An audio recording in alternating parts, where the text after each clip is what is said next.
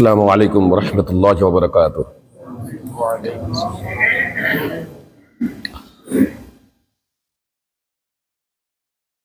إن الحمد لله نحمده ونستعينه ونستغفره ونعوذ بالله من شرور أنفسنا وسيئات أعمالنا. من يهده الله فلا مضل له ومن يضلل فلا هادي له، وأشهد أن لا إله إلا الله وحده لا شريك له، وأشهد أن محمدا عبده ورسوله. يا أيها الذين آمنوا اتقوا الله حق تقاته ولا تموتن إلا وأنتم مسلمون. يا أيها الناس اتقوا ربكم الذي خلق من نفس واحدة وخلق منها زوجها بث منهما رجالا كثيرا ونساء واتقوا الله الذي تسألون به والأرحام إن الله كان عليكم رقيبا. يا أيها الذين آمنوا اتقوا الله وقولوا قولا سديدا يصلح لكم أعمالكم ويغفر لكم ذنوبكم ومن يطع الله ورسوله فقد فاز فوزا عظيما. أما بعد فإن خير الحديث كتاب الله وخير الهدي هدي محمد صلى الله عليه وسلم وشر الأمور محدثاتها وكل محدثة بدعة وكل بدعة ضلالة وكل ضلالة في النار. أعوذ بالله من الشيطان الرجيم. وترى كثيرا منهم يسارعون في الإثم والعدوان وأكلهم السحت لبئس ما كانوا يعملون. لولا ينهاهم الربانيون والأحبار عن قولهم الإثم وأكلهم السحت لبئس ما كانوا يصنعون. সম্মানিত সভাপতি সাহেব, উলামায়ে কেরাম, সুপ্রিয় ভ্রাতৃবৃন্দ ও পর্দানসীন ভগিনীদের জানাই আন্তরিক শুভেচ্ছা ও অভিনন্দন। আপনাদের সম্মুখে খুতবায়ে মাসনুনার পরে পবিত্র কোরআন থেকে দুটি আয়াত তেলাওয়াত করেছি। ইনশাআল্লাহ তার সম্মুখে রেখে কিছু কথা পরিবেশন করব। আমা তৌফিক ইল্লা বিল্লাহ। আমরা সম্মানিত সভাপতি সাহেবের মুখ থেকে খুব গুরুত্বপূর্ণ আলোচনা শুনছিলাম। আলহামদুলিল্লাহ, আমরা এশার সালাত আদায়ের পরে বসে পড়েছি কোরআন এবং সুন্নাহ থেকে কিছু কথা শোনার জন্য। মূলত এটা আল্লাহ তাআলার তৌফিক ছাড়া সম্ভব নয়। আমি খুব সাধারণভাবে আজকে আপনাদের সামনে কতগুলো কথা পরিবেশন করবো ইনশাআল্লাহ। তবে ইজতেমা তো আমাদের দাওয়াতি প্রোগ্রাম। আমি ভুলে গেছি কতক্ষণ পর্যন্ত। 1 ঘন্টা, মানে তখন থেকে 1 ঘন্টা না, এখন 1 ঘন্টা। যাকে ইনশাল্লাহ চেষ্টা করবো। সম্ভবত তাহলে 9টা পর্যন্ত প্রোগ্রাম, তাই তো? 9টা ইনশাআল্লাহ। আমি ভেবেছি আজকের আলোচনাটা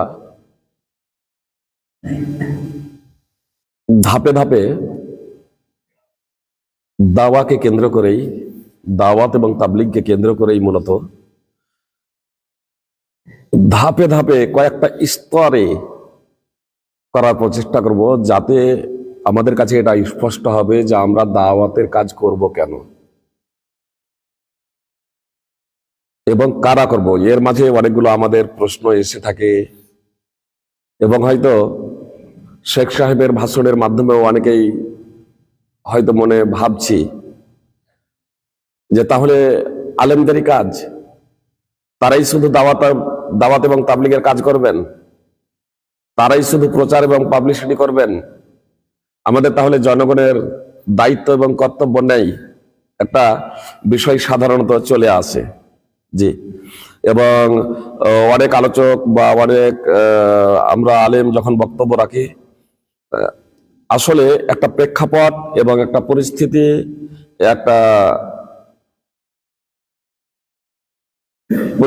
এবং প্রেক্ষাপটকে কেন্দ্র করে বক্তা বক্তব্য উপস্থাপন করেন। আপনি যদি ধারাবাহিকতা বা প্রেক্ষাপট এবং পরিস্থিতি দেখেন, তাহলে পবিত্র কোরআনের অনেক আয়াত রয়েছে, অনেক হাদিস রয়েছে যা প্রেক্ষাপট এবং পরিস্থিতিকে কেন্দ্র করে উপস্থাপন করা হয়েছে। এজন্য ওই প্রেক্ষাপট এবং পরিস্থিতিগুলো ছাড়াই যদি কোনো আয়াতের বিবরণ যদি পেশ করা হয়, কোনো আয়াতের ভাবার্থ যদি পেশ করা হয়, তাহলে সেখানে অনেক প্রশ্ন চলে আসে, অনেক সময় বুঝতে ভুল হয়। জি, অনেক সময় এই কিছুদিন আগে আপনার ওয়াসিম সরকার কোরআনের বিরুদ্ধে মন্তব্য করে বসলেন এবং কিছু ব্যক্তিও অনেকেই, বিশেষ করে নামধারী কিছু মুসলমান আজকাল অনেকেই আমরা প্রশ্ন করি, আরে এসব মোল্লাদের ব্যাপার, এ তো মানুষের তৈরি ধর্ম মানুষের তৈরি।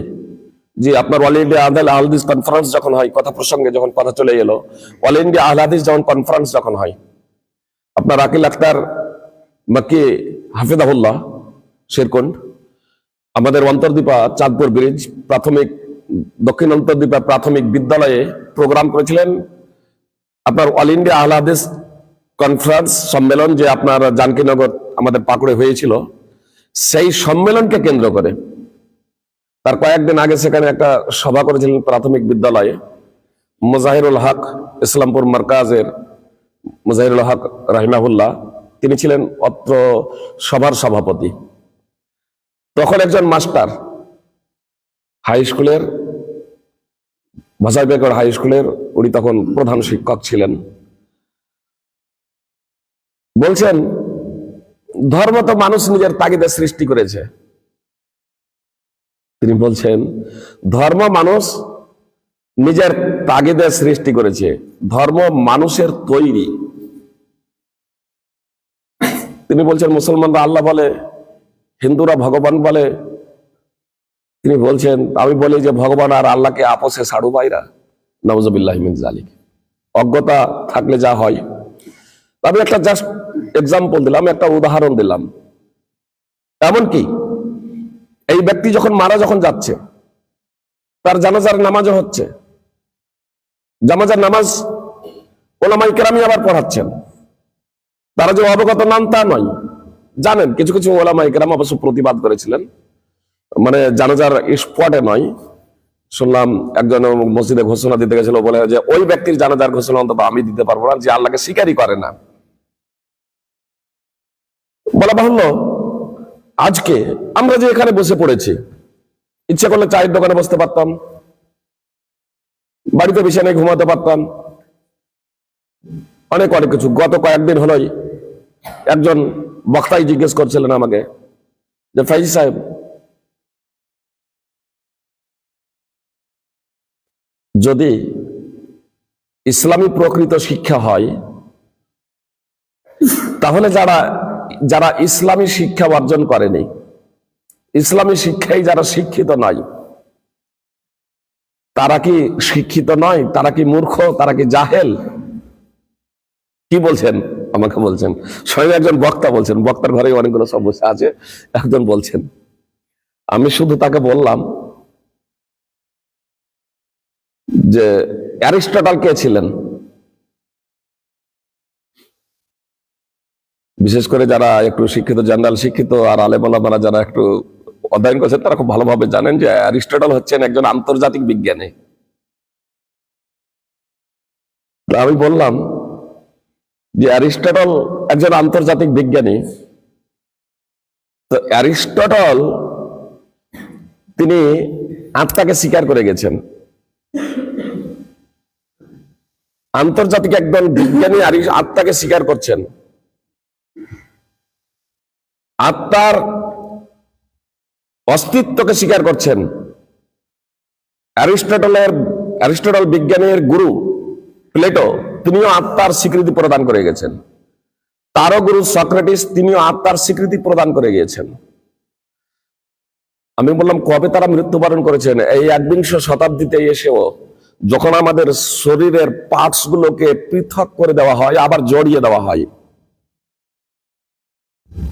শরীরের অঙ্গ প্রত্যঙ্গ গুলোকে হাত দিয়ে স্পর্শ করা হয়, একজন সার্জন শরীরের বিভিন্ন পার্টস আলাদা করার পরে আবার জমা করেন। আল্লাহ তাআলা মানুষকে এতটা ক্ষমতা দিয়েছেন, এই 21শ শতাব্দীতে এসেও কিন্তু হার্টকে করেন, কিন্তু আত্মাকে কেউ দেখেছেন? কোন যন্ত্রের মাধ্যমে তারা আত্মাকে দেখেছেন? এখন পর্যন্ত এটা কেউ বলতে পারেননি। তো আচ্ছা বলেন তো, যে এই অ্যারিস্টটল বিজ্ঞানী, তারা জ্ঞানী ছিলেন না ছিলেন না? বলে জ্ঞানী ছিলেন। তাহলে তিনি যে আত্মাকে স্বীকার করে গেলেন, যে এখনো আমরা আত্মাকে স্বীকার করে যাচ্ছি, যে এখনো আপনার 2021-এ যুক্তরাষ্ট্র এবং যুক্তরাষ্ট্রের তো আজকে অনৈতিক কথার বিরুদ্ধে অনেকেই আমরা কথা বলি না, যারা সাধারণত মুখ খুলি, যে ভেনেজুয়েলার ওপরে প্রেসিডেন্ট এবং তার স্ত্রীকে অবৈধভাবে রাতের অন্ধকারে অনেকগুলো সেটাকে হত্যা করে বন্দি করে নিয়ে এলো। বিশ্ব কিছুটা কথা বললো, খুব একটা জোরালো বক্তব্য পেশ করছে না।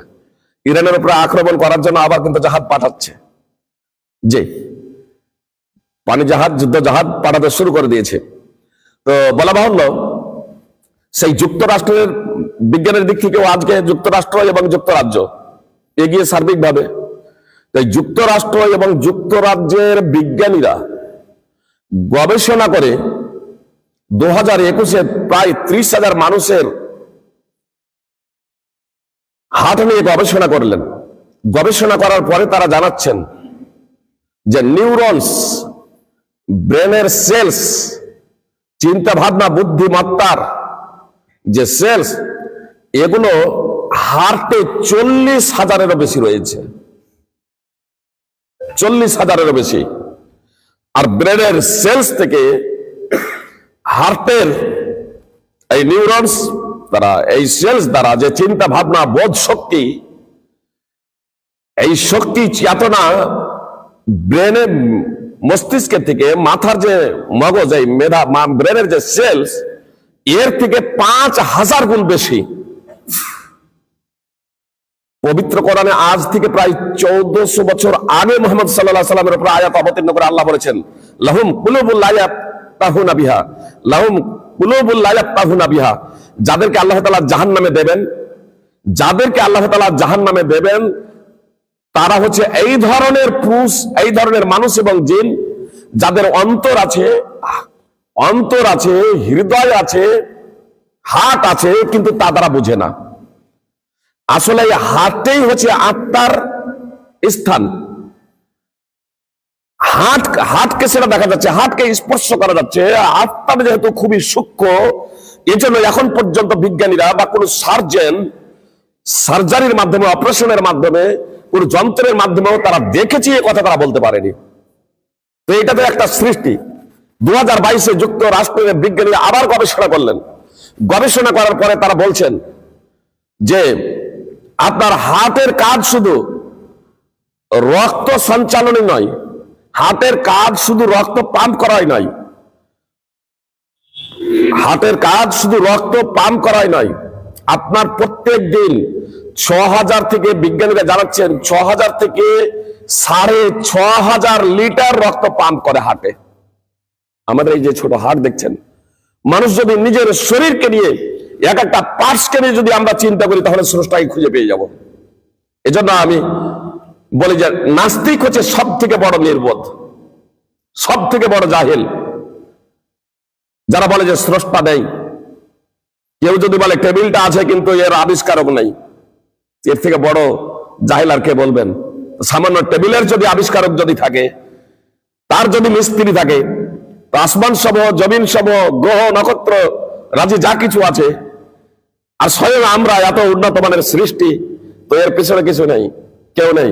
বিজ্ঞানীরা এই জন্য এখন আর না, তারা বলছেন না। এ সারা বিশ্বের এ তৈরি যা কিছু আছে, সেগুলোর মাধ্যম দিয়ে তারা কিন্তু আর স্রষ্টাকে না বলছেন না। বিগ ব্যাং এর মাধ্যম দিয়ে না, বিগ ব্যাং কিভাবে তৈরি হয়েছে বিজ্ঞানীরা সেটা খুঁজে বেড়াচ্ছেন, কিন্তু কে তৈরি করেছে সেই জায়গাতে বিজ্ঞানীরা পৌঁছাতে পারেননি। আর এটা পৌঁছাতে পারেন না, এটা মানুষের ক্ষমতার বাইরে। এজন্যই তো আল্লাহ তাআলা ওহী প্রেরণ করে নির্বাচন করেছেন মানুষকে।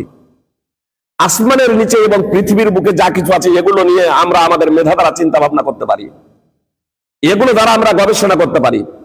তো যুক্তরাষ্ট্রের বিজ্ঞানীরা 2022-এ গবেষণা করে তারা বললেন যে হার্টের কাজ শুধু রক্ত পান করাই নয়, হার্টের কাজ শুধু রক্ত পান করাই নয়, বরং বোধ শক্তি এবং চেতনা এতটা উন্নত মানের।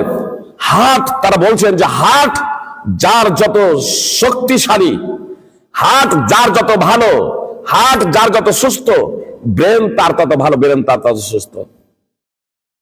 হার্ট যার যত খারাপ, হার্ট যার যত দুর্বল ব্রেন তার তত দুর্বল। আর 1400 বছর আগে পবিত্র কোরআনে প্রচুর আয়াত আছে। আল্লাহ তাআলা বলছেন, আফালাম ইয়াসিরু ফিল আরদি ফাতাকুনা লাহুম কুলুবুন ইয়াকিলুনা বিহা আও আযানুন ইয়াসমাউনা বিহা। তারা কি পৃথিবীতে ভ্রমণ করেনি যে তাদের এমন হৃদয় হতো যার দ্বারা তারা বুঝতো, এমন কান হতো যার দ্বারা তারা শ্রবণ করত, শুনতো।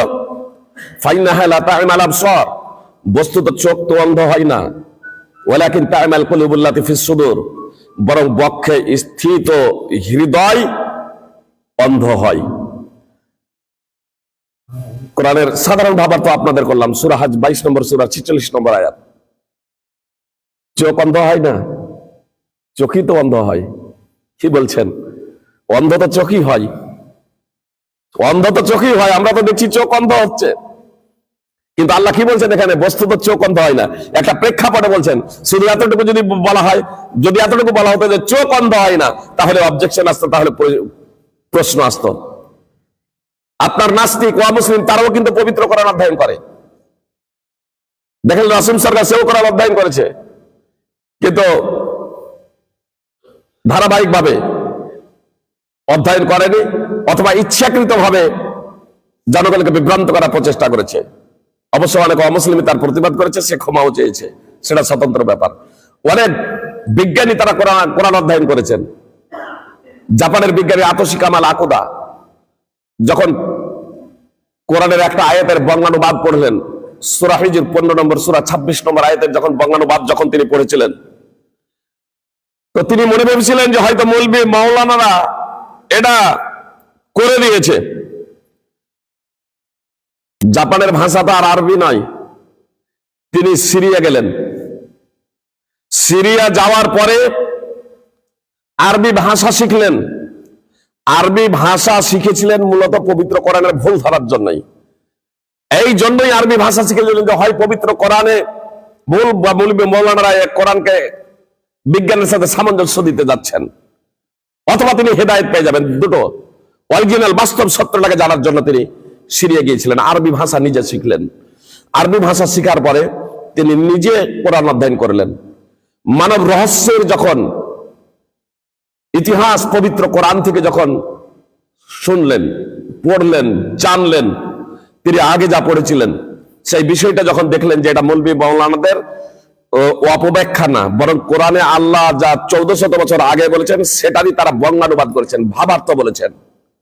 ওয়ালাকাদ খলাকনাল ইনসানা মিন সালসালিম মিন হামাইম মাসনুন, আর অবশ্যই আমি মানুষকে সৃষ্টি করেছি শুকনো ঠনঠনে কালচে কাদামাটি থেকে। সূরা হিজর 15 নম্বর সূরা 26 নম্বর আয়াত। এই আয়াত অধ্যয়ন করার পরে গবেষণা করলেন, মানুষ সৃষ্টি প্রসঙ্গে পবিত্র কোরআন আরো যে সমস্ত আয়াত অবতীর্ণ হয়েছিল সেগুলো দেখলেন। অতঃপর তিনি কালেমায়ে শাহাদাত পাঠ করে মুসলমান হয়ে গেছেন।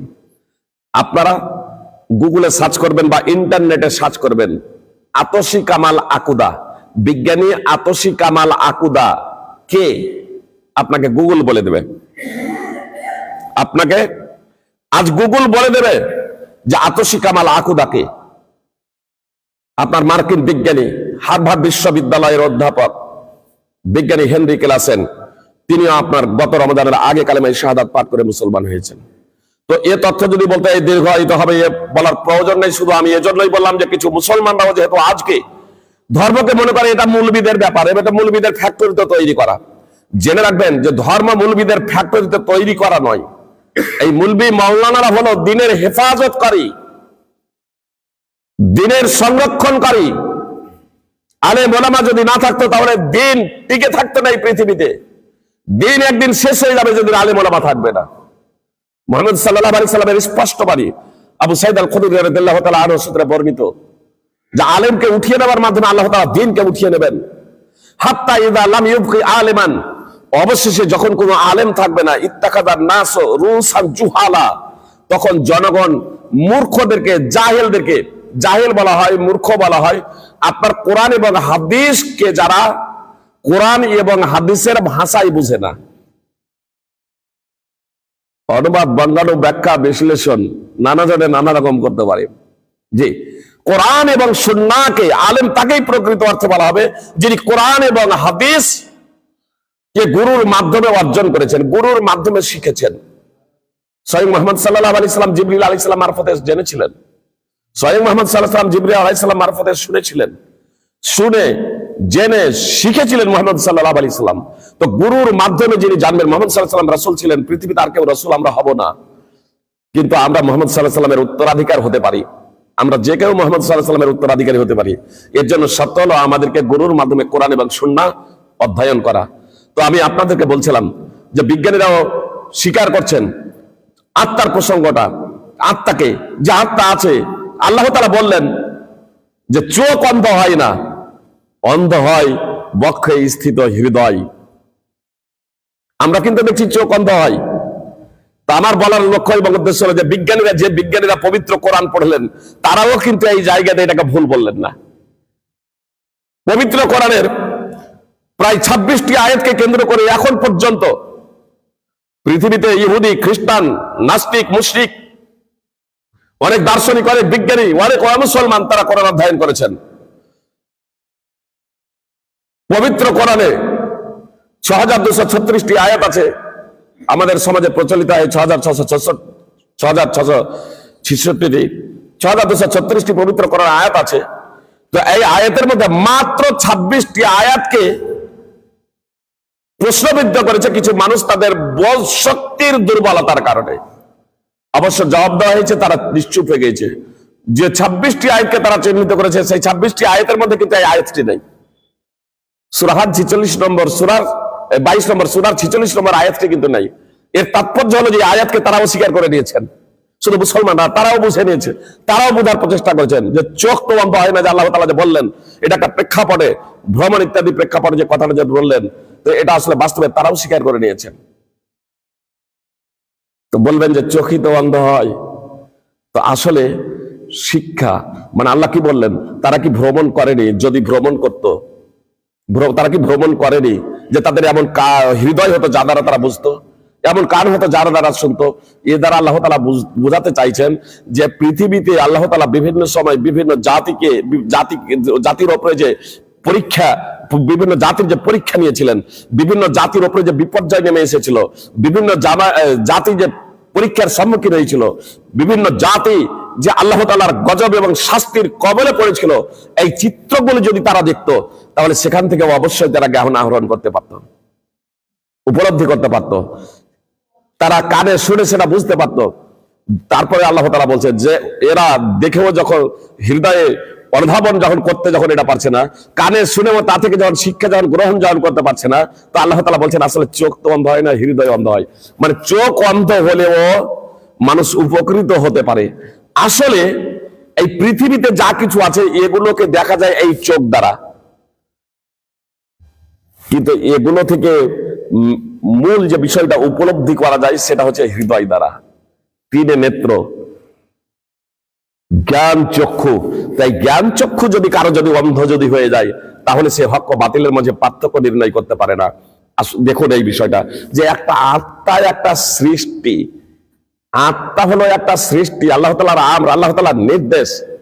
তো এই সৃষ্টিকে আমরা স্বীকার করলাম, বিশ্বাস করলাম, না দেখে, না পর্যবেক্ষণ করে, না গবেষণা করে, যে আমাদের পর্যবেক্ষণে এখনো আসেনি, আমাদের দর্শনে এখনো আসেনি, তাকে নিয়ে আমরা এখনো গবেষণা সেরকম করতে পারিনি। তার প্রকৃতি কি, কি দিয়ে তৈরি, আমরা এটা এখনো জানতে পারিনি।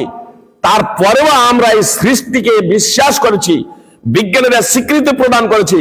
তাহলে যিনি স্রষ্টা, তিনি, তাকে নিয়ে গবেষণা, তাকে যদি জানতে হয়, তার অস্তিত্বকে যদি জানতে হয়, তাহলে আমি আমার অস্তিত্ব সম্পর্কে যদি সঠিক যদি জ্ঞান অর্জন করি, তাহলে সেই স্রষ্টাকে পেয়ে যাবো যে আমি কিভাবে তৈরি হলাম, আমাকে কে তৈরি করেছে। আর এ থেকে আমি পেয়ে যাবো যে আমি কেন, কে তৈরি করেছে, আমি কেন ইবাদত করব, আমি কেন দাওয়াতের জন্যই বসবো, আমি কেন দাওয়াতের কাজ করব। সুপ্রিয় ভাতৃবৃন্দ, আসল টাইমের দিকে সামনে রেখে কথাটাকে আগে বাড়াচ্ছি না, মূল পয়েন্টে কিছু এরকম আপনাদের সামনে উপস্থাপন করি। প্রথম নম্বর হচ্ছে যে আমরা এই দাওয়াতের জন্য মসজিদে বসবো কেন। দাওয়াতের জন্য প্রথমত মসজিদে বসা, আমরা বসবো এজন্যই যে আমাদের শেখ যে বললেন আমরা সবাই কিন্তু আলেম না, আমরা সবাই কিন্তু আলেম না। আর আলেম হলেও আমাদেরকে বসতে হবে। মুহাম্মদ সাল্লাল্লাহু আলাইহি সাল্লামের উপরে কোরআনের আয়াত অবতীর্ণ হতো, আর তারপরেও মুহাম্মদ সাল্লাল্লাহু আলাইহি সাল্লাম সাহাবীদেরকে বলতেন, আবু মুসা আশআরীকে বলছেন কোরআন তেলাওয়াত করো, তার উপরে কোরআন অবতীর্ণ হচ্ছে। অনেক সময় আমরা পড়ি, অধ্যয়ন করি, এই চর্চার মাধ্যমে, আলোচনার মাধ্যমে জ্ঞান অনেক সময় বৃদ্ধি হয়। আমার ক্লাসমেট আব্দুল বাসির ফাইদে খুব ভালো ছেলে, কিশোরগঞ্জে বুখারী কিশোরগঞ্জে মাহাদেও সে পড়িয়েছে এবং এখন মেসবা তার প্রতিষ্ঠানে ফাতেমাতুজ জাহরাতে শিক্ষকতা করে, বুখারী পড়ায় এবং হাই স্কুলে শিক্ষকতাও করে, খুব ভালো ছেলে। হঠাৎ কয়েকদিন আগে আমি বাসরিয়া তার গ্রামে একটা সভায় গিয়েছিলাম, পুলিশ এসেছে, বলছে ফাইজ সাহেব আপনার একটা কথা আজকে আমার হৃদয় দাগ কেটে গেছে। বলছি যেন নতুন ভাবে আজকে হাদিসটা শুনলাম। যদি সময় থাকে তাহলে শেষ মুহূর্তে সেই অংশটুকু ইনশাল্লাহ বলবো। আমি শুধু আপনাদেরকে এতটুকু বলতে চাই যে আমরা ইবাদত করব কেন। প্রথমত আমরা ইবাদত করব আমাদের নিজের জন্য, জেনে রাখবেন।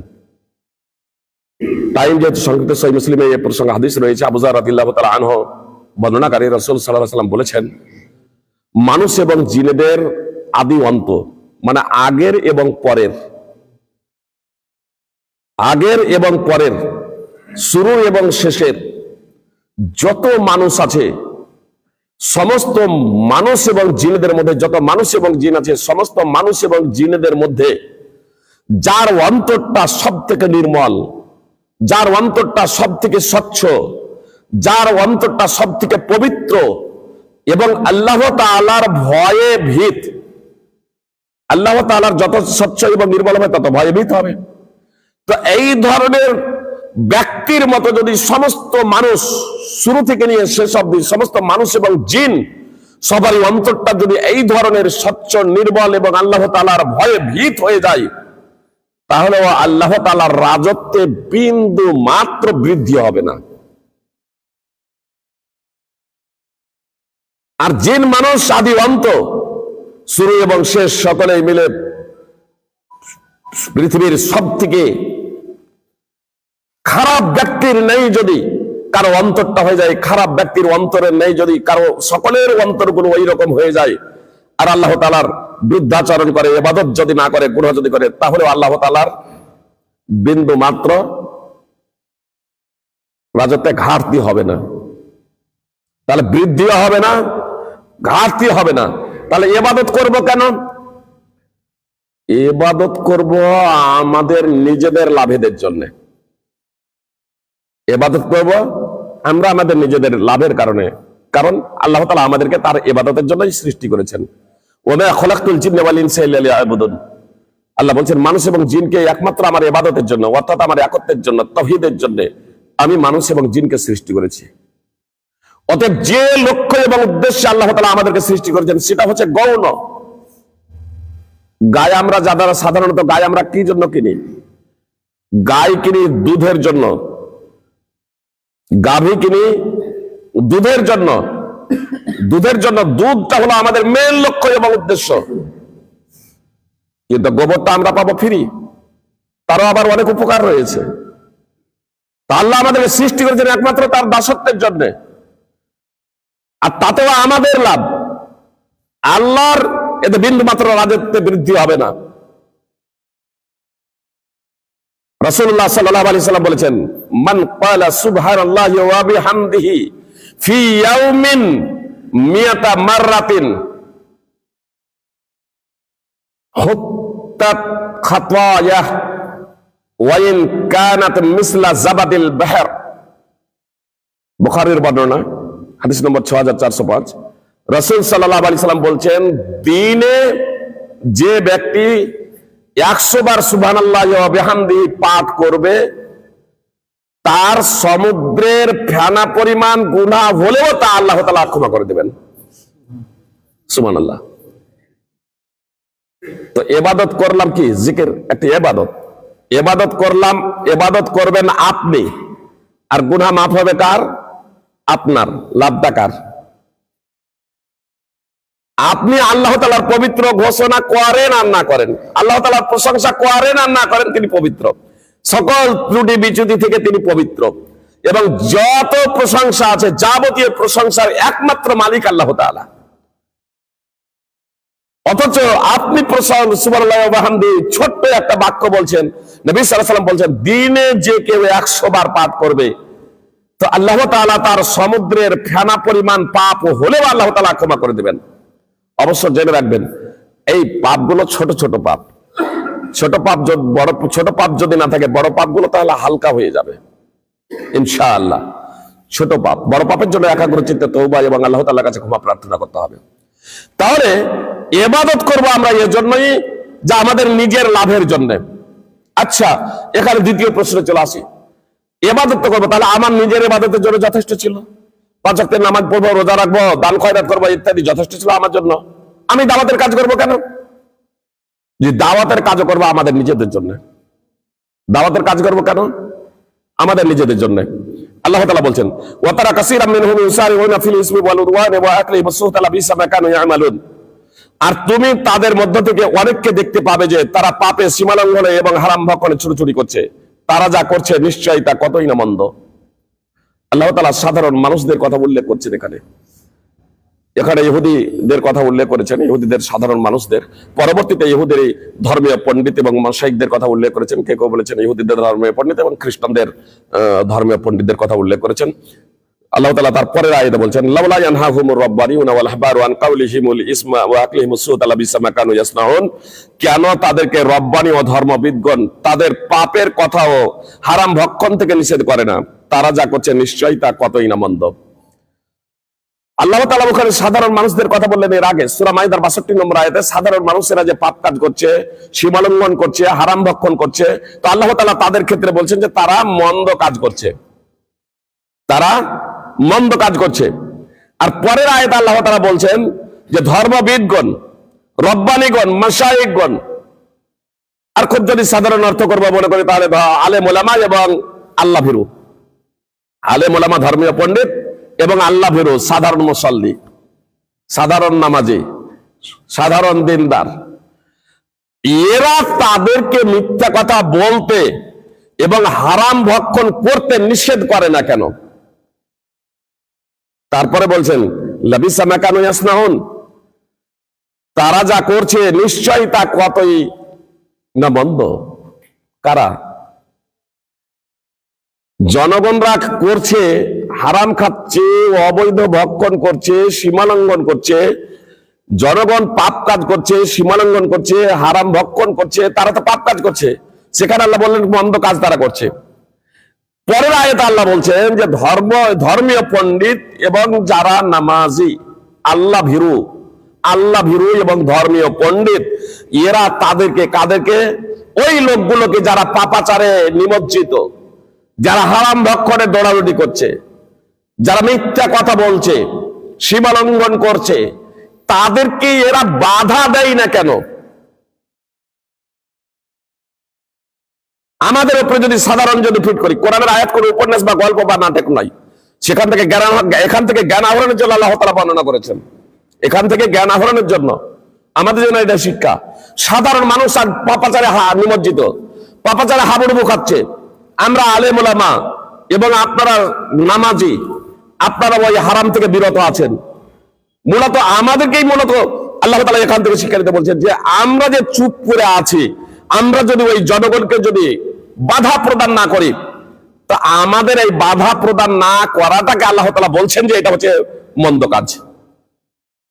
ইবনে আব্বাস রাদিয়াল্লাহু তাআলা আনহু বলছেন, সমগ্র পবিত্র কোরআনের সমগ্র আয়াতে, পবিত্র কোরআনের যত আয়াত আছে সমস্ত আয়াতে এর থেকে ভয়াবহ আর কোনো আয়াত নেই আলেম ওলামাদের জন্য এবং এবং আল্লাহ ভীরুদের জন্য। আল্লাহ ভীরু যারা পরেজগার, মুত্তাকি, আল্লাহওয়ালা, দিনদার এবং আলেম ওলামা, এদের জন্য ভীতি প্রদর্শনকারী আয়াত এর থেকে আর অন্য কোনো আয়াত নেই। তার কারণ হারাম ভক্ষণকারীরা হারাম খাচ্ছে, সুদখোরেরা সুদ খাচ্ছে, মিথ্যাবাদীরা মিথ্যা বলছে, পাপাচারীরা পাপাচার করছে। আমরা তো পাপাচারে নিমজ্জিত নয়, আমরা সেগুলো দেখার পরে চুপ থাকছি। আর আমাদের চুপ থাকাটাকে বলা হয়েছে যে জঘন্যতম অপরাধ। আমাদের চুপ থাকাটাকে বলা হয়েছে কাজ, আর এটা হচ্ছে মন্দ কাজ। আমাদের চুপ থাকাটাও একটা কাজ, আর এটা হচ্ছে মন্দ কাজ। আল্লাহ বলছেন কাজের জন্য সাধারণত আরবিতে 3টি শব্দ ব্যবহার করা হয়। মারিফুল কোরআন, তাফসিরে জাকারিয়া, হাসানুল বায়ান, বিভিন্ন সেই এসব ওইগুলো নিয়ে এসেছেন। 3টে শব্দ ব্যবহার করা হয়। একটা হচ্ছে ফেল, ইচ্ছা অনিচ্ছাকৃত ভাবে যে কাজ হয়ে যায় তাকে ফেল বলা হয় আরবিতে। কোন উদ্দেশ্য ছাড়াই, উদ্দেশ্য থাক আর না থাক, কোনো কাজ আপনি করে ফেললেন, সেটাকে ফেল বলা হয়। আর আমাল, ইচ্ছা সহকারে কোনো কাজ করাকে, লক্ষ্য উদ্দেশ্য নিয়ে একটা টার্গেটকে কেন্দ্র করে কোনো কাজ করাকে বলা হয় আমাল। আর গুরুত্বপূর্ণ কাজ করাকে বলা হয় সানা। সানন বা সুনন, সানা।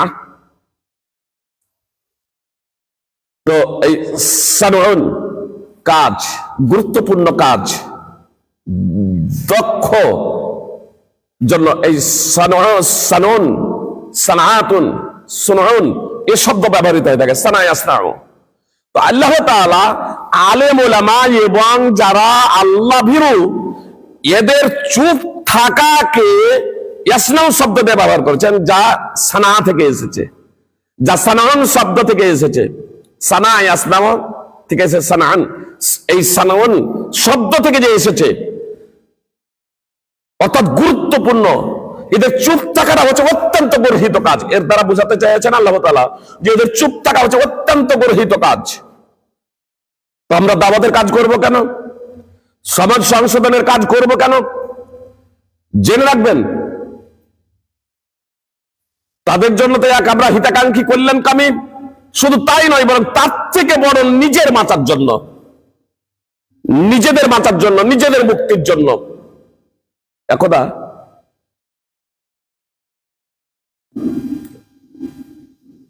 কিছু অমুসলিম আমার কাছে থাকেন, ইসলামের দাওয়াত পেশ করি। দাওয়াত যখন পেশ করছি, তিনি বলছেন যে এখন তো আমি নিজেই ব্যথিত। তারা স্বামী স্ত্রী ছিলেন, বয়স প্রায় 50-55 হবে। তিনি বলছেন 50-60 হবে। তিনি বলছেন যে আমি তো নিজেই অত্যন্ত ব্যথিত, তার কারণ আমার ছেলে, বৌমা, পোতা পতি এরা সব ইসলাম কবুল করে নিয়েছে। আর আপনি বলছেন, আমি বলছি আপনাকে তো আমি ইসলাম কবুল করতে বলিনি। আমি বলেছি স্রষ্টাকে, আমি বলেছি জান্নাত কি, স্বর্গ কি, আমি বলেছি জাহান্নাম কি, নরক কি। এই বিষয়গুলোই আপনাকে বলেছি। আর এটা জেনে রাখবেন, মাথা গণনার জন্য, সংখ্যা বৃদ্ধির জন্য আপনাকে এই কথাগুলো আদৌ বলি না। এটা যেমন যারা মুসলমান ঘরে জন্মগ্রহণ করেছে তাদেরকে বলি, আপনাদেরকেও বলি। এজন্যই বলি যে আমার নিজের বাঁচার জন্য আমি এটা বলছি। কাল কিয়ামতের মাঠে যাতে বলতে না পারেন যে কোনদিন ফেইজি সাহেব আমাকে বলেনি। কাল কিয়ামতের মাঠে আমি বলে দেবো যে হে আল্লাহ, আমি বলেছিলাম। আমার নিজের বাঁচার জন্য। আল্লাহ যখন আমাকে জিজ্ঞেস যখন করবে, তখন কিয়ামতের মাঠে বলবেন যে আমাদেরকে কোনো কিছু বলেনি। তখন আল্লাহকে আমি বলবো যে আল্লাহ, আমি বলেছিলাম, আর এই যে বলেছি এটা প্রমাণ হয়ে গেল। আমার এখান থেকে যাওয়ার তৃতীয়বার, আমার কাছ থেকে যাওয়ার কয়েকদিন পরে তার ছেলেকে বলছে রাত্রি 1:30টায় যে তুই আমাকে এক্ষুনি মুসলমান কর, তুই কিভাবে মুসলমান হয়েছিস। সেটা একটা আলাদা প্রসঙ্গ। আমার যেটা বলার লক্ষ্য এবং উদ্দেশ্য হলো, আমি তাকে স্পষ্ট ভাবে বললাম যে আপনি মাথা গণনার জন্য, সংখ্যা বৃদ্ধির জন্য আমি না। এবং আপনারও বলছি, আমাদের কেন আমরা দাওয়াতের কাজ করবো? আমাদের নিজের মাথার জন্য। আল্লাহ যে বলছেন স্পষ্ট ভাবে, আল্লাহ তাআলা বলছেন চুপ থাকাটাকে, অন্যায় দেখে চুপ থাকাটাকে আল্লাহ তাআলা বলছেন যে জঘন্যতম অপরাধ। আমরা আমাদের সামনে দেখব, মুহাম্মদ আবু সাইদ আল খুদরি রাদিয়াল্লাহু তাআলা আনহু সূত্র হাদিস বর্ণিত আছে, আপনারা অবগত আছেন। মাররা মিনকুম, টাইমের দিকে লক্ষ্য রেখে আমি শুধু ভাবার্থটুকু আপাতত বলে দিচ্ছি। রাসূল সাল্লাল্লাহু আলাইহি সাল্লাম বলেছেন, তোমাদের মধ্যে যে কেউ শরীয়ত বিরোধী কার্যকলাপ দেখবে, সে শক্তি প্রয়োগ করবে, বিয়াদি হাতের দ্বারা বাধা দেবে, শক্তি প্রয়োগ করবে। যদি ক্ষমতা না থাকে তাহলে জবানে বলবে, মুখে বলবে। এটাও যদি ক্ষমতা না থাকে তাহলে অন্তরের দ্বারা বাধা দিবে, বিকলবিহি। আমরা এর অর্থ অনেক সময় করে দিই যে অন্তর থেকে ঘৃণা জানবে। আরে ঘৃণা তো অন্যায়কে অন্যায় বলে ঘৃণা তো জানতে হবে সর্ব অবস্থাতেই, কিন্তু তাগীরের সাথে এর সম্পর্ক, পরিবর্তন করা, অন্তরের দ্বারা পরিবর্তন, এর ব্যাখ্যা আমি পরে যাচ্ছি। সহিহ মুসলিমের 49 নম্বর হাদিস, পরের হাদিস আব্দুল্লাহ ইবনে মাসউদ রাদিয়াল্লাহু তাআলা আনহু সূত্রে। আমি শুধু শেষ অংশটুকু বলি। নবী সাল্লাল্লাহু আলাইহি সাল্লাম যারা শরীয়ত বিরোধী কার্যকলাপ করে তাদের প্রতিবাদ করার লক্ষ্য এবং উদ্দেশ্যে তিনটেই স্তর বলেছেন। আল্লাহ রাসূল সাল্লাল্লাহু আলাইহি ওয়াসাল্লাম বলেছেন, মান জাহাদাহুম বিয়াদিহি ফাহুয়া মুমিন। যে ব্যক্তি হাতের দ্বারা তাদের সাথে জিহাদ করবে, জিহাদ শব্দটি উল্লেখ করেছেন, যে ব্যক্তি তাদের সাথে হাতের দ্বারা জিহাদ করবে, অর্থাৎ শক্তি প্রয়োগ করে অন্যায়ের প্রতিবাদ করবে। মদ চলছে, জুয়া ঠেক চলছে, মদের ঠেক জুয়ার আসর চলছে, আপনার শক্তি প্রয়োগ করে বাধা দেবে। জি, শরীর বিরোধী আদার্স কার্যকলাপ চলছে, শক্তি প্রয়োগ করে সেটা বাধা দেবে। নবী সাল্লাল্লাহু আলাইহি ওয়াসাল্লাম বলছেন, যদি এটা সম্ভব যদি না হয় তাহলে মান জাহাদাহুম বিলিসানিহি ফাহুয়া মুমিন, তাহলে জবানের দ্বারা বাধা প্রদান করবে। জবানের দ্বারা, এখানেও কিন্তু জিহাদ, জবানের দ্বারা কি জিহাদ হয়? জিহাদ বলতে অনেকেই ধরে নেই শুধু তরবারি, অস্ত্র শস্ত্র। আল্লাহ রাসূল সাল্লাল্লাহু আলাইহি ওয়াসাল্লাম বলছেন, ওয়ামান জাহাদাহুম বিলিসানিহি ফাহুয়া মুমিন। যে ব্যক্তি জবানের দ্বারা জিহাদ করবে, জবানের দ্বারা জিহাদ কথার মাধ্যমে, আপনি যুক্তিসঙ্গত কথা, পরিস্থিতি এবং প্রেক্ষাপট অনুযায়ী আপনি কথা উপস্থাপন করবেন, এটাই হচ্ছে আপনার জবানের দ্বারা জিহাদ। তারপরে তৃতীয় পর্যায়ে আল্লাহ রাসূল সাল্লাল্লাহু আলাইহি ওয়াসাল্লাম বলছেন, তার কারণ এটাও ক্ষমতা না থাকতে পারে, আল্লাহ রাসূল সাল্লাল্লাহু আলাইহি ওয়াসাল্লাম বলছেন, ওয়া মান জাহাদাহুম বিকলবি ফাহুয়া মুমিন। অন্তরের দ্বারা জিহাদ করবে, যে হৃদয়ের দ্বারা জিহাদ, এটা আলোচনা। তাহলে জিহাদ শুধু অস্ত্র শস্ত্র না, হৃদয়ের দ্বারা জিহাদ। হৃদয়ের দ্বারা জিহাদ, হৃদয়ের দ্বারা জিহাদ কি? আপনার যে অন্তরের দ্বারা তাগীর পরিবর্তন করা এবং হৃদয়ের দ্বারা জিহাদ, এর তাৎপর্য হলো আমার দ্বারা সম্ভব একটা আমি শরীয়ত বিরোধী কার্যকলাপ দেখছি, যে মদের ঠেক আছে বা জুয়ার আসর আছে বা আদার্স কিছু শরীয়ত বিরোধী কার্যকলাপ আছে, আমার নিজের ক্ষমতা নেই যে আমি হাতের দ্বারা সেটা বন্ধ করে দেব, ক্ষমতা প্রয়োগ করে বন্ধ করে দেব, মুখে বলবো, এই ক্ষমতাও নেই, এমন একটা পরিস্থিতিতে পৌঁছে গেছি। তাহলে এবার অন্তরে এবার আমি চিন্তা ভাবনা করব যে আমাদের সমাজে এই এই অপরাধ চলছে, তাহলে এটাকে কিভাবে বন্ধ করা যায়, কার দ্বারা বন্ধ করা যায়। তাহলে এবার যে লোকগুলো সেই ধরনের আছে, জি আদার্স, সেই সমস্ত লোকগুলোর সাথে বসে, ভালো সব আল্লাহ ভীরু এই সমস্ত লোকগুলোর সাথে বসে আলাপ আলোচনা করা, যে আমাদের সমাজে কুসংস্কারে ছেয়ে গেছে, এগুলোর মূলোৎপাটন করতে হবে, এ নিয়ে চিন্তা ভাবনা করা। এটা হচ্ছে তৃতীয় স্তর ইমানের। নবী সাল্লাল্লাহু আলাইহি ওয়াসাল্লাম বলছেন অত্যন্ত ভয়ানক কথা, ওয়ালাইসা ওয়ারা যালিকা মিনাল ঈমান হাব্বাতু খারদাল। এরপরে রায়ের দানার সমপরিমাণ আর ঈমান নেই। এরপরে মানে অন্তর থেকে যদি প্রতিবাদ করার যদি ক্ষমতা যদি না থাকে, তাহলে আর আমাদের ঈমান, মুহাম্মদ সাল্লাল্লাহু আলাইহি ওয়াসাল্লাম বলছেন, রায়ের দানার সমপরিমাণ আর ঈমান নেই। তাহলে এবার বলুন, সেই অনুবাদও যদি না যদি হয়, অন্তর থেকে ঘৃণা, শরীয়ত বিরোধী কার্যকলাপ চলছে, চায়ের দোকানে টিভি চলছে, অন্যায় অশ্লীল গান বাজনা চলছে, সব হারাম কাজ চলছে, আপনি বন্ধও করতে বলছেন না, আর আপনি বন্ধও করে দিচ্ছেন না, হাতে মুখেও বন্ধ করতে বলছেন না, আপনি ওখানে দাঁড়িয়ে আছেন, চা খাচ্ছেন। জি, তাহলে এবার বলুন যে আপনি অন্তত ঘৃণা জানলেন কি করে? অন্তত ঘৃণা জানার তাৎপর্য তো এতটুকু ছিল যে সেখানে আপনি থাকতেন না, সেখান থেকে ফিরে আসতেন। নবী সাল্লাল্লাহু আলাইহি ওয়াসাল্লামের কথা অত্যন্ত ভয়ানক, শেষের কথাটা, ওয়ালাইসা ওয়ারা যালিকা মিনাল ঈমান হাব্বাতু খারদাল।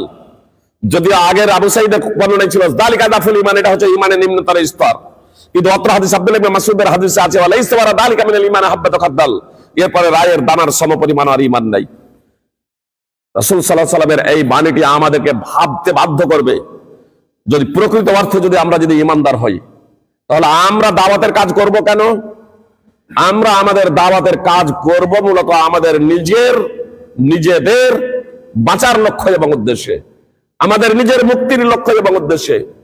1 নম্বর হচ্ছে আমাদের নিজেদের পরিত্রাণ আল্লাহ তাআলার গজব থেকে, আল্লাহ তাআলার শাস্তি থেকে।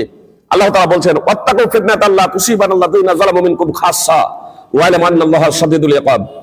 সূরা আনফালের 25 নম্বর আয়াত আল্লাহ তাআলা বলছেন তোমরা ফিতনা থেকে বিরত থাকো, তোমরা ফিতনাকে ভয় করো। ওয়াত্তাকু ফিতনা, তোমরা সেই ফিতনাকে ভয় করো যা শুধু তোমাদের মধ্যে যারা জালেম তাদেরকেই যা অন্তর্ভুক্ত হবে না, তাদের উপরেই যা নেমে আসবে না, তাদেরকেই যা স্পর্শ করবে না, তাদেরকেই ফিতনা যা গ্রাস করবে না। সেই ফিতনা থেকে বাঁচো যা তোমাদের মধ্যে যারা জালেম শুধু তাদের উপরেই আপতিত হবে না, শুধু তাদেরকেই পৌঁছাবে না। জেনে রাখো আল্লাহ তাআলা কঠোর শাস্তি দাতা। এই ফিতনা বলতে কি? মুহাদ্দিস মুফাসসিরিনে কেরাম এর বহু ব্যাখ্যা বিশ্লেষণে গিয়েছেন। সবগুলোর নির্যাস হলো এতটুকু, সৎ কাজের আদেশ এবং অসৎ কাজে বাধা প্রদান না করা। সৎ কাজে আদেশ এবং অসৎ কাজে বাধা প্রদান না করার কারণে যে বিপর্যয় নেমে আসবে, এখানে ফিতনা বলতে তাই। সৎ কাজের আদেশ এবং অসৎ কাজে বাধা প্রদান যদি করা হয়, তাহলে নানা ধরনের বিপর্যয় আমাদের উপরে নেমে আসবে। অনেকেই কোরআনের একটা আয়াতকে কেন্দ্র করে ভুল বুঝেছে। এটা আবু বকর সিদ্দিক রাদিয়াল্লাহু তাআলা আনহুর যুগেও কিছু মানুষ এটা ভুল বুঝেছিল। ইয়া আইয়ুহাল্লাযীনা আমানু আলাইকুম আনফুসাকুম লা ইয়াদুররুকুম মান দাল্লা ইযা হাদাইতুম। সূরা মাইদার 105 নম্বর আয়াত। আল্লাহ তাআলা বলছেন, হে ঈমানদাররা, তোমরা নিজেদেরকে আঁকড়ে ধরো, নিজেদের সংস্কার এবং সংশোধন করো, তাহলে যারা পথভ্রষ্ট হয়েছে, গুমরা হয়েছে, তারা তোমাদের কোনো ক্ষতি করতে পারবে না। তো কিছু মানুষ এ সৎ কাজের আদেশ অসৎ কাজে বাধার দায়িত্বটাকে হালকা ভাবে নিয়ে নিয়েছিল। আবু বকর সিদ্দিক রাদিয়াল্লাহু তাআলা আনহু যখন এই বিষয়টা লক্ষ্য করলেন, তখন তিনি বক্তব্য দিতে শুরু করলেন এবং বললেন, হে লোকেরা, তোমরা আয়াতকে অপাত্রে অস্থানে ব্যবহার করছো। তারপরে তিনি বললেন, আমি রাসূল সাল্লাল্লাহু আলাইহি ওয়াসাল্লামকে বলতে শুনেছি, যখন জালেমকে অন্যায় করতে দেখবে আর তারপরে তাকে বাধা প্রদান করবে না, তো আল্লাহ তাআলা অচিরেই সকলকেই শাস্তি প্রদান করবেন। সুনানে আবি দাউদ হাদিস নম্বর 4338, সুনানে তিরমিজি, মুসনাদ আহমদ, বিভিন্ন হাদিস গ্রন্থে হাদিস রয়েছে। মুসনাদ আহমদের 1 নম্বর হাদিসই হচ্ছে এটা, 1ম নম্বর হাদিস। অবশ্য মুসনাদ আহমদে অনেকবার হাদিসটি এসেছে, অন্তত পক্ষে 5 বার ইমাম আহমদ ইবনে হাম্বল হাদিসটি বর্ণনা করেছেন। বলা বাহুল্য, আর আবু বকর সিদ্দিক রাদিয়াল্লাহু তাআলা আনহু এখানে ভুল সংশোধন করে দিলেন। এখানে বলা হয়েছে, বরং আয়াতের মধ্যেও যদি গুরুত্ব দিই, তোমরা নিজেদের সংস্কার সংশোধন করো, তাহলে যারা বিভ্রান্ত হয়েছে, গুমরা হয়েছে, তারা তোমাদের কোনো ক্ষতি করতে পারবে না। তো সৎ কাজের আদেশ এবং অসৎ কাজে বাধা প্রদানের দায়িত্ব এবং কর্তব্য যদি ছেড়ে দিই, তাহলে আমরা কি গুনাহগার হব না? যে বলা হয়েছে, যখন তোমরা হেদায়েত প্রাপ্ত হবে এবং সৎ পথে থাকবে, তখন। কিন্তু আমরা তো এখানে সৎ কাজের আদেশ অসৎ কাজে বাধা প্রদানের দায়িত্ব এবং কর্তব্য ছেড়ে দিয়েছি। তাই কর্তব্য ছেড়ে দিলে আল্লাহ তাআলার শাস্তি এবং আল্লাহ তাআলার গজব আসবে, এটা স্বাভাবিক। আবু বকর সিদ্দিক রাদিয়াল্লাহু তাআলা আনহুর ভাষণ ও হাদিসের মাধ্যমে সেই বিষয়টা আরো স্পষ্ট। অতএব সৎ কাজের আদেশ এবং অসৎ কাজে বাধা প্রদানের দায়িত্ব এবং কর্তব্য আমাদের অবশ্যই পালনীয়। নোমান বিন বাশির রাদিয়াল্লাহু তাআলা আনহু সূত্রে হাদিস বর্ণিত আছে সহিহ বুখারী সহ বিভিন্ন হাদিস গ্রন্থে। সহিহ বুখারী হাদিস নম্বর 2493। আপনারা অবগত আছেন যে যারা আল্লাহ তাআলার দ্বীনের প্রতি প্রতিষ্ঠিত থাকে এবং যারা পাপাচারে নিমজ্জিত হয়, এদের উদাহরণ দিয়েছে রাসূল সাল্লাল্লাহু আলাইহি সাল্লাম এক নৌযাত্রীর সাথে। যে এক যাত্রী দল একটা নৌকায় পুরা আন্দাজের মাধ্যমে গুলিবাট বলি, মানে লটারি প্রচলিত অর্থের লটারি না, টাকা পয়সা না, এটা হারাম। যে এরও আবেদন করতে লটারি, কিন্তু এই লটারি না। জি, তো কুরআন আন্দাজের মধ্যে যে ওপর তলায় কে যাবে আর নিচে তলায় কে যাবে, যে যেমন আমাদের জায়গায় এরকম ভাগ হয়, মনে করেন কয়েক ভাই আছেন বা কয়েক ভাই বোন এরকম আছেন, তো কে কোন দিক নেবে একটা বাড়ির, তো এটা আপনার গুলিবাট করেন, গুলিবাট এটা বৈধ। হ্যাঁ, কি বলেন? আঁখাগুলি, যে আমরা গুলিবাট বলি। তো এটাকে লটারি কুরআন বলা হয়েছে। বলি আন্দাজ। এইভাবে কেউ দোতলায় গেলেন, কেউ নিচে তলায় গেলেন। পানির ব্যবস্থা ছিল দোতলায়, নিচেকার লোকেরা ভাবলো আমরা যদি দোতলায় না গিয়ে নিচেই যদি ফুটো করে দিই, নিচ থেকেই পানি যাবে, তাহলে সুবিধা হবে। এবার নিচে তারা ফুটা করতে শুরু করলো, আর উপরকার লোকেরা দেখলো, দেখার পরে যদি তাকে যদি সেই অবস্থায় যদি ছেড়ে দেয়, তাহলে নিচের তলের লোকেরাও মরবে, উপর তলার লোকেরাও মরবে। আর যদি ফুটো করতে যদি বাধা প্রদান করে, তাহলে নিচের তলার লোকেরাও বাঁচবে, উপর তলার লোকেরাও বাঁচবে। নবী সাল্লাল্লাহু আলাইহি সাল্লাম অন্যায়ের প্রতিবাদ করাটাকে এভাবেই দৃষ্টান্ত দিয়েছেন যে অন্যায় দেখার পরে অন্যায়ের কেউ যদি প্রতিবাদ যদি না করে, তাহলে যে প্রতিবাদ করে না সেও তাদের অন্তর্ভুক্ত হবে, অর্থাৎ আল্লাহ তাআলার শাস্তি সার্বিকভাবে ব্যাপকভাবে নেমে আসবে। তখন কিন্তু আমি এবং আপনি বাঁচতে পারবো না। তো আমার এবং আপনার বাঁচার জন্য, আমরা নিজেদের বাঁচার জন্য দাওয়াত এবং তাবলীগের কাজ করব। জি, আল্লাহ তাআলা বলেন ওয়াল তাকুম মিনকুম উম্মাতুন ইয়াদউনা ইলাল খায়র ওয়া ইয়ামুরুনা বিল মা'রুফ ওয়া ইয়ানহাউনা আনিল মুনকার ওয়া উলাইকা হুমুল মুফলিহুন। তোমাদের মধ্যে এমন একটি দল থাকা চাই যারা কল্যাণের দিকে আহ্বান করবে, যারা কল্যাণের দিকে আহ্বান করবে এবং সৎ কাজের আদেশ করবে এবং অসৎ কাজে বাধা প্রদান করবে। আর এরাই হলো সফল। অত্র আয়াত দ্বারা মনে হচ্ছে যে এটা সকলের জন্য সৎ কাজের আদেশ এবং অসৎ কাজের বাধা প্রদানের দায়িত্ব এবং কর্তব্যটা সকলের জন্য নয়। সূরা আলে ইমরানের 104 নম্বর আয়াত। সূরা আলে ইমরানের 110 নম্বর আয়াতে রয়েছে আল্লাহ তাআলা বলেন কুনতুম খায়রা উম্মাতিন উখরিজাত লিন-নাস তা'মুরুনা বিল মা'রুফ ওয়া তানহাউনা আনিল মুনকার ওয়া তু'মিনুনা বিল্লাহ। তোমরা সর্বোৎকৃষ্ট জাতি, তোমাদের বের করা হয়েছে সমগ্র মানব জাতির জন্য। সৎ কাজের আদেশ করবে তোমরা এবং অসৎ কাজে বাধা প্রদান করবে এবং তোমরা আল্লাহ তাআলার প্রতি ঈমান এনেছো। এত দ্বারা বোঝা যাচ্ছে যে সমস্ত মানুষের দায়িত্ব কর্তব্য হলো সৎ কাজের আদেশ এবং অসৎ কাজে বাধা প্রদানের দায়িত্ব কর্তব্য হলো সমস্ত মুসলমানের। সমস্ত মুসলমানের। আয়াতে কোরআনে পরস্পর বিরোধী কোনো কথা নেই।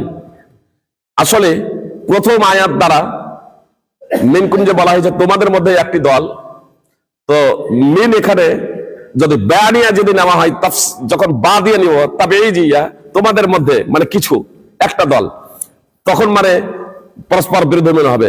কিন্তু যখন একে বানিয়া যখন ধরা হবে, অর্থাৎ তোমরাই এমন একটা দল, তোমরা এমন একটা দল যারা কল্যাণের দিকে আহ্বান জানাবে, সৎ কাজের আদেশ করবে, অসৎ কাজে বাধা প্রদান করবে, তাহলে তখন সমস্ত মুসলমানদেরকে বলা হচ্ছে।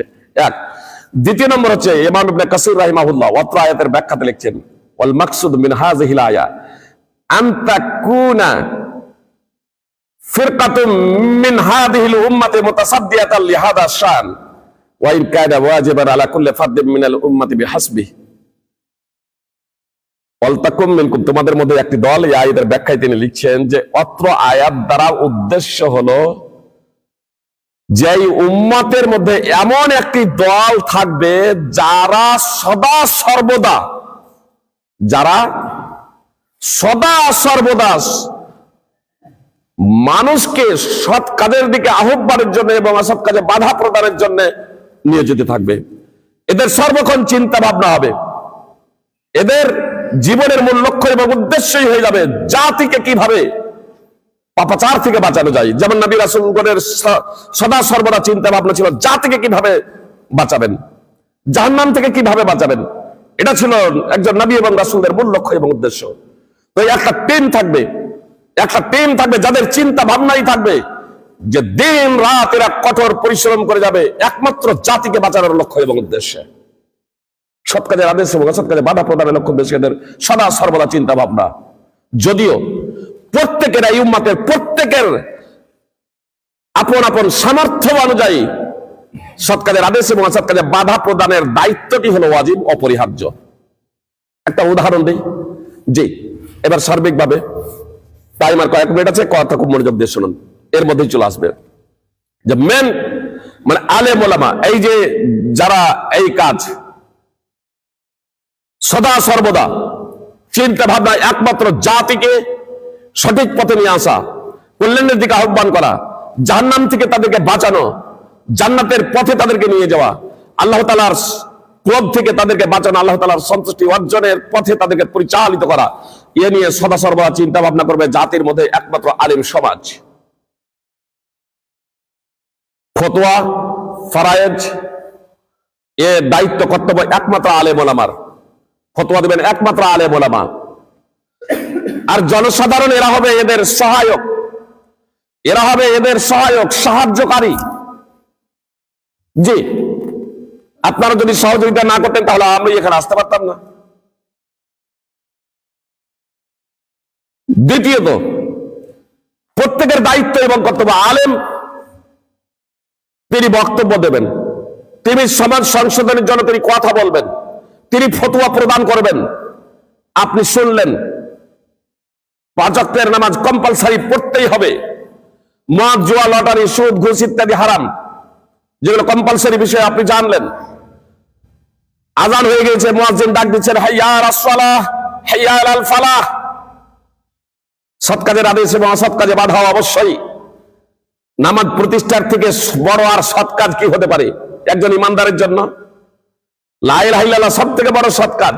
লা ইলাহা ইল্লাল্লাহর দাওয়াত দেওয়া মানুষকে, তাওহীদ পেশ করা, তো সেটা অমুসলিমের কাছে। একজন মুসলমান তিনি নামাজ পড়েন, তাহলে নামাজ প্রতিষ্ঠা করা একজন মুসলমানের জীবনে সব থেকে বড় সৎ কাজ।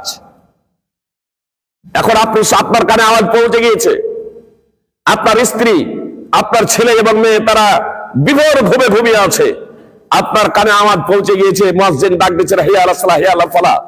জি, আপনি ছেলেদেরকে জাগাবেন, এটা হচ্ছে আপনার দায়িত্ব এবং কর্তব্য, সৎ কাজ। ছেলেদেরকে জাগাবেন আপনি আপনার ছেলেকে, এটা হচ্ছে সৎ দায়িত্ব এবং কর্তব্য।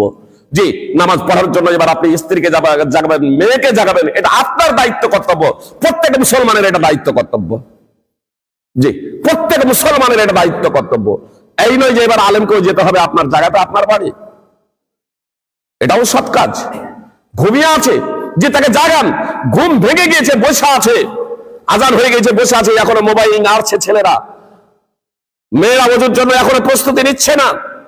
তাদেরকে এবার আপনি বলবেন, সব নামাজ পড়ে না, ওযু করো। ছেলেকে বলবেন তুমি মসজিদ চলো।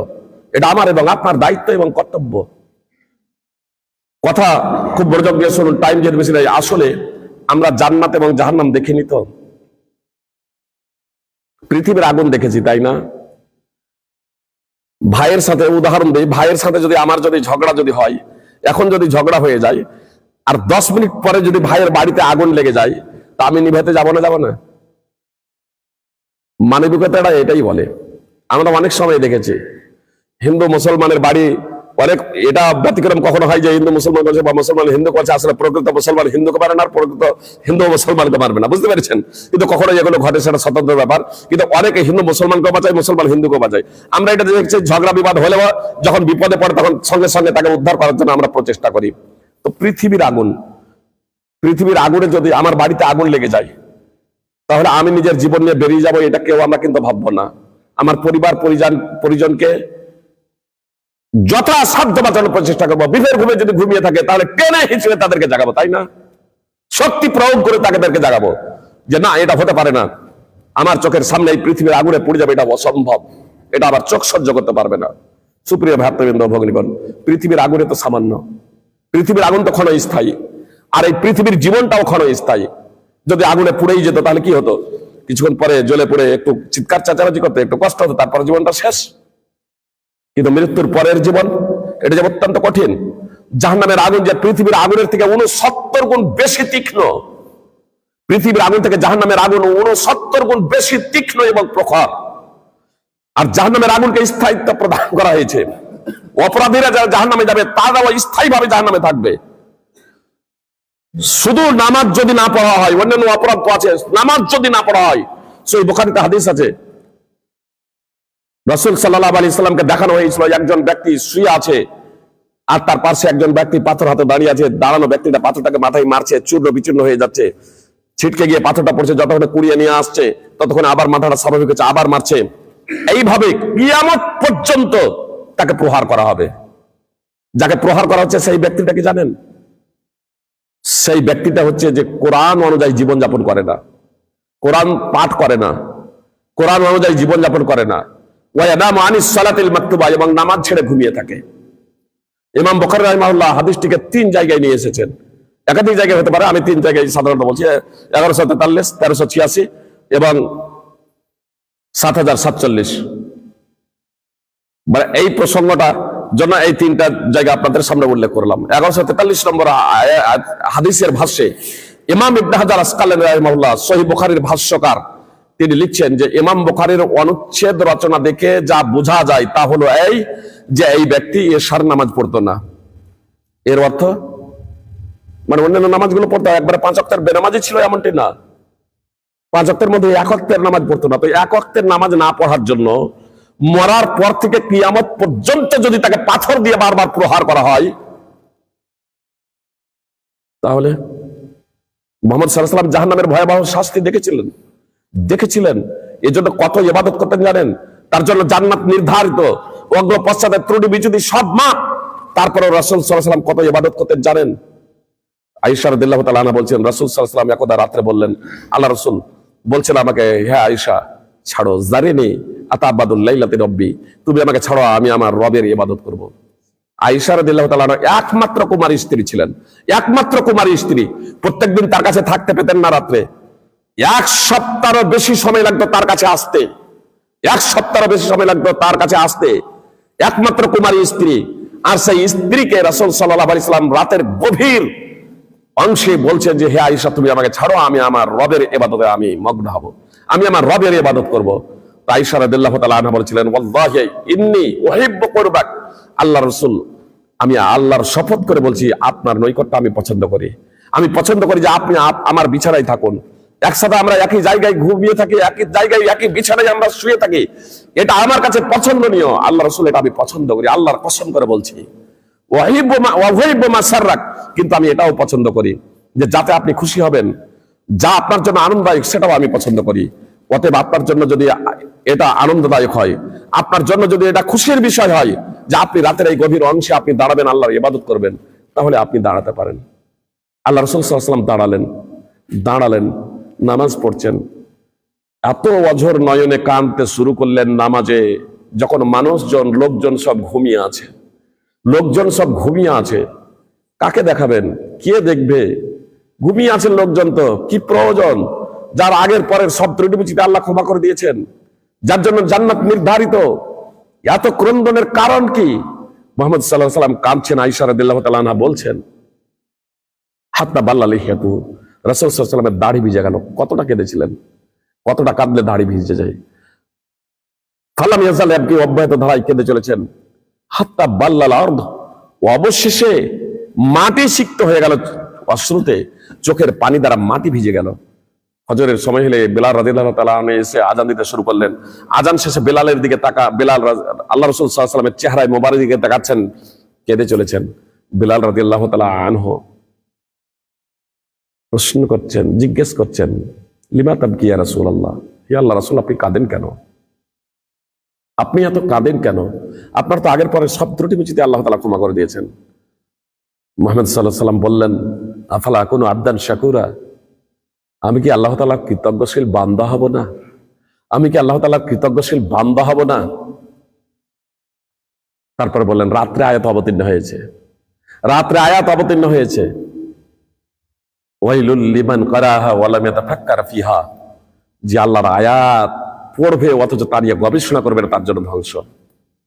তারপরে রাসূলুল্লাহ সাল্লাল্লাহু আলাইহি ওয়াসাল্লাম সূরা আলে ইমরানের 190 নম্বর আয়াত তেলাওয়াত করলেন। সহিহ ইবনে হিব্বান হাদিস নম্বর 620।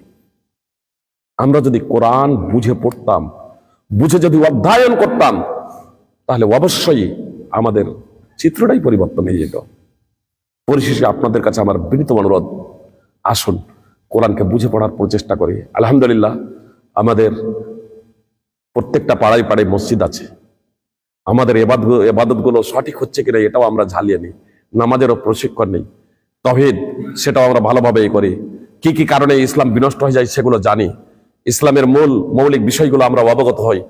আসলে আজকে মানুষ যে পথ হারা, দিন হারা, তাওহীদ হারা, এর অন্যতম কারণ হলো যে আসলে এই ইসলামের যে মৌলিক বিষয় সেই বিষয়গুলোই আমরা অবগত নই।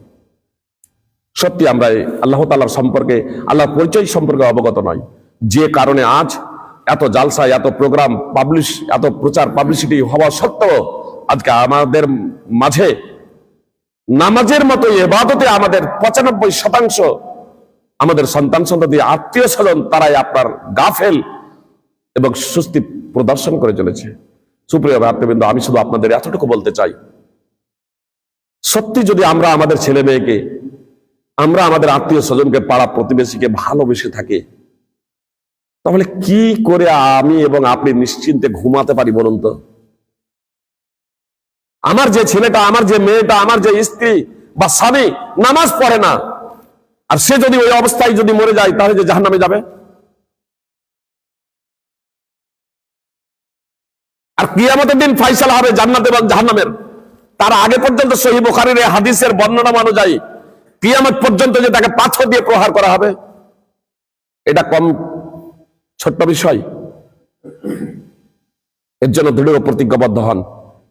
আমার সন্তান সন্ততি, আমার ছেলে মেয়ে, আমার স্ত্রী বা আমার মা বোনেরা শুনছেন, যদি স্বামী কারো যদি বেনামাজি থাকে, ততক্ষণ পর্যন্ত ঘুমাবো না যতক্ষণ পর্যন্ত দৃঢ় প্রতিজ্ঞাবদ্ধ হবে যে আজ থেকে আমি তওবা করে নামাজ শুরু করছি।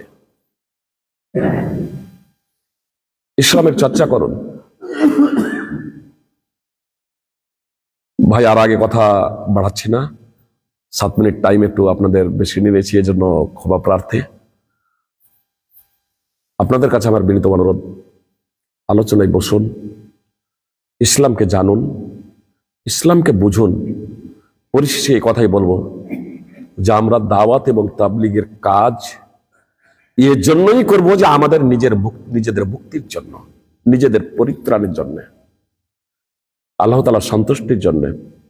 আর এর মধ্যেই লুকায়িত আছে এই পার্থিব জীবনের সফলতা এবং পারলৌকিক সফলতা।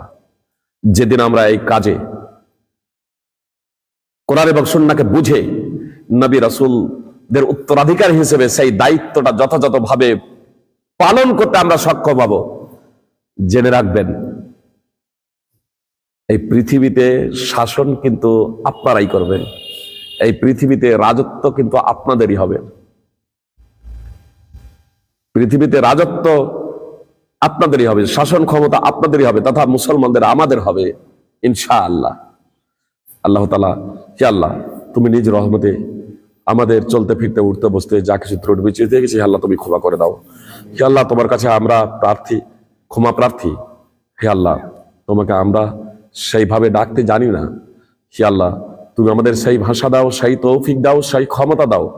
নিজ রহমতে সেই তৌফিক এবং ক্ষমতা আমাদেরকে দাও, যার মাধ্যমে তোমাকে চিনতে পেরে তোমার প্রকৃত অর্থেই আমরা প্রকৃত দাস হয়ে যেতে পারি। হে আল্লাহ, তুমি আমাদেরকে এমন ভাবে জীবনযাপন করার তৌফিক দান করো, যার মাধ্যমে একমাত্র তোমার সন্তুষ্টি অর্জনে আমরা ধন্য হব।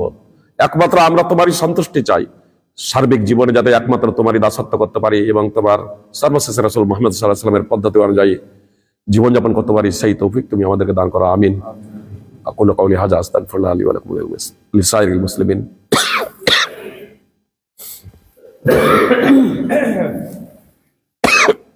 আলহামদুলিল্লাহ।